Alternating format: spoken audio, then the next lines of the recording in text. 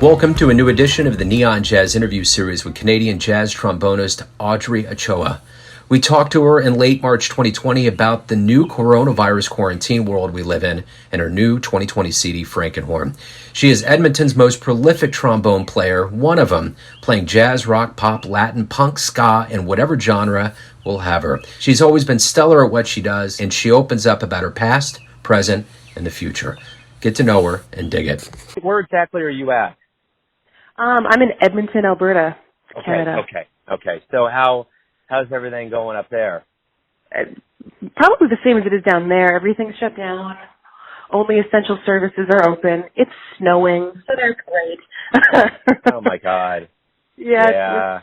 It's a strange time. And that's the thing about all of this is that, no one's ever lived through this. Usually you'll have a generation that's experienced something that's somewhat similar, but this is all just entirely bizarre, But I figure, the best thing probably at this point in any way, shape, or form is to be able to at least talk about the music.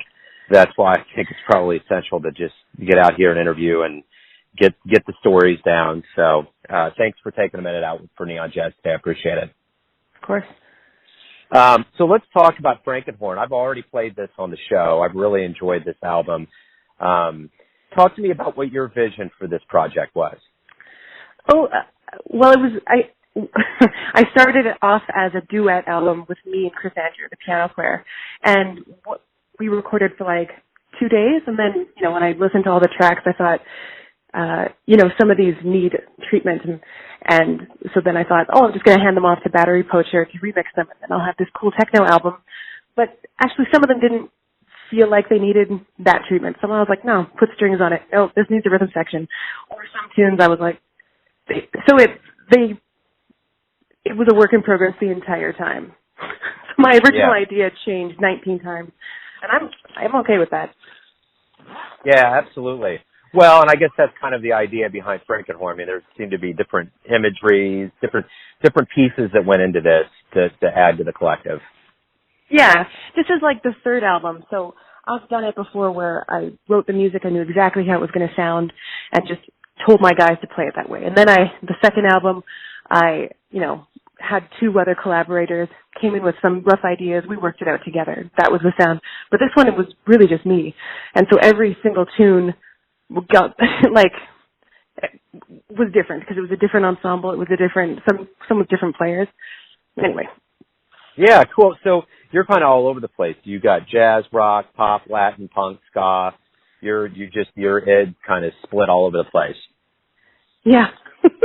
I think that's healthy to have a variety is the spice of life attitude toward music. It's also way more fun to play. Yeah. So is it hard to jump from one genre to the next? No. I don't think so. It's every genre is its own language, so you have to learn that language.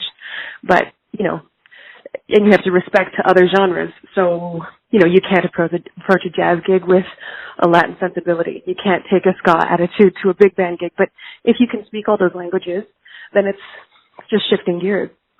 I prefer it. Sure. So where were you born and raised? Edmonton, Alberta, Canada. Okay. All right. So I didn't know if maybe... So talk to me a little bit about your childhood and how you got into music. My dad was a Filipino immigrant and a trumpet player, and his uncle was a trumpet player, and his dad was a trumpet player, and his other uncle was a saxophone player, and his great uncle was a trombone player, and so that was just our family. We were expected to play in ensembles and play brass. And he taught me, and I just went to school here and took music all through to university. So as much as a social thing, as an academic thing, it was a family thing. It was everything. Yeah. So why the trombone? Or more specifically, what influences from the trombone world really got you going? Oh, well, the trombone was sort of the last instrument left in the basement when it was my turn to pick an instrument. So, my sisters picked saxophone. I didn't want to play a trumpet because then I'd be compared to my dad. So the trombone was left. It found me. And then a lot of the opportunities I got when I started playing professionally were in like salsa bands. And that's where the trombone is the instrument. And so I'm going to say Latin music and marches and Sousa. Talk to me a little bit about how everything kind of started up for you as a professional. What were you nervous for your first gig? Kind of how did everything get ramped into a career? I got called for my first gig when I was still in high school. It was with a salsa band, and it was like the greatest thrill of my life. And my dad was proud, and like it was this whole thing. Got to get dressed up. It was a lot of ceremony, and I love that feeling. And then my first jazz gig was when I was like under my own name. I think I was 20, and just getting to be in charge, I guess, was really nice. I'm picking the tunes. I'm picking the arrangements. And then sharing it with an audience was, and will always be, the best part of playing music, is playing it for people. And, like, there's an experience you share with the audience. Like, that's the thing that'll keep me coming back forever. I don't know if that sounds weird. Yeah, no, it sounds wonderful. So what was the first live jazz show that you ever saw that really blew your doors down? Ingrid and Christine Jensen. They were playing the Edmonton Jazz Festival in, 2004. No, before that. A long time ago. But they were playing at the festival. They had a quintet. And it was not only amazing to see, like, a trumpet player and a saxophone player, rhythm section, playing, like, really high level, intricate music and, like, burning, right? Like, lots of energy, and the crowd was super into it. But, like, I hate to say it, but also two women and sisters. My sisters both play instruments as well. Like, it was kind of nice to see what the end game could look like if I kept up. Right on. That's great. So tell me, why do you love jazz? It's the most forgiving, in some ways, of personal expression music, right? Like, there's not as much convention as people pretend there is. You can do whatever you want. And it's the type of music that welcomes innovation, like that welcomes rule breaking and individualism. So you can be as expressive as you want to be in jazz, and that's the appeal for me. Plus, it's just like fun. Yeah. It's like a sincere way to communicate with another person. That's what I love about playing in a band live, is we're speaking a language to each other. We're having a conversation, not with words, but with music. You can't do that when you're specifically trying to play, Stravinsky. You're trying to tell Stravinsky's story, but when you're playing jazz, you're telling your own story, and that's great. Yeah.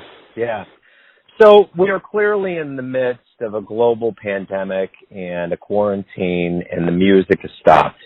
And we're not quite sure when everything's going to come back, but we're all hopeful that time comes sooner than later. So my question is, what do you hope that the live audience, when this returns, garners from this experience? What revelations do you hope they get so that when they come back, they realize something maybe they didn't before? What are you hoping the environment's like when we all get back to it?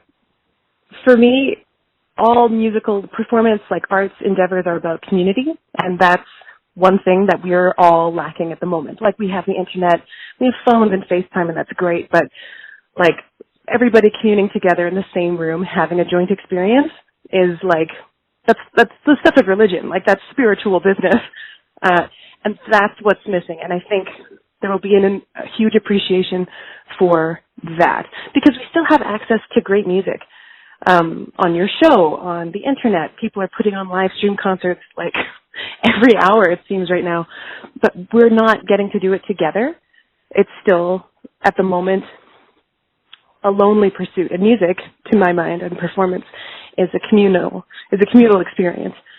So I think that's what we're going to maybe realize, is how important it is to be in a room with somebody else and other people and sharing a little bit more. Yeah, absolutely. So everyone has a perception of you, your family, your friends, your fans, but you're living your life. Who do you think you are? Just like a trombone player from Canada trying to make authentic music that's sincere. That's it. Nice. That's it. I like just trying to do sincere things. Yeah. For 10 people or just my mom, like, whatever. Yeah. Well, hopefully we can get back out and do it to many more. Again, I've really enjoyed your music. Already played it on the show. I'm happy during this time of very strangeness going on in the world that we've had a chance to at least have an oasis to talk about the music. So thanks for your time today. It was great to be able to look forward to doing this too. There was nothing on the calendar, so this is great. Yeah, that's what I'm experiencing, is that everybody's pretty thirsty. Thanks again for your time. Good luck with everything. You too. Stay safe. Absolutely. Yeah. Okay, wash your hands. Okay, oh, yeah, you got it.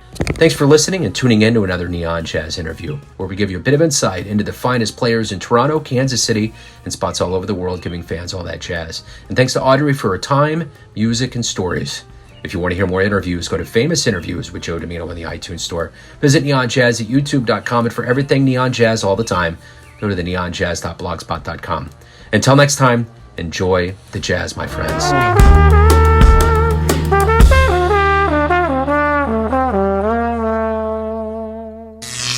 Neon Jazz.